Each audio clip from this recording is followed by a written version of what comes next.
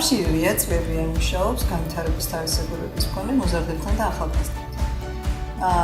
ამ ახალგაზრდებს აქვთ უკვე გარკვეული უნარჩვევები, სახელოვანი უნარჩვევები, მაგრამ საქმე იმაშია, რომ მათი დასაქმება დღესდღეობით დიდ სირთულეებს აწყდება.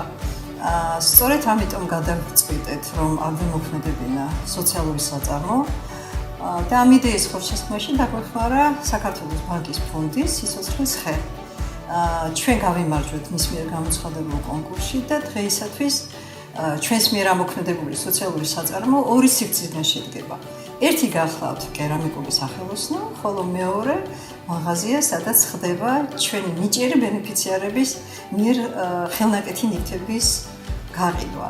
ამ ფორიაში 4 ახალგაზრდა ყავს დასაქმებული, ისინი ახდენენ თიხის დამუშავებას, მოხატვას და ასე შემდეგ. ამ ფორიას კარი ყველასათვის ღია არის ნოემბრის თვის დასაწყისიდან.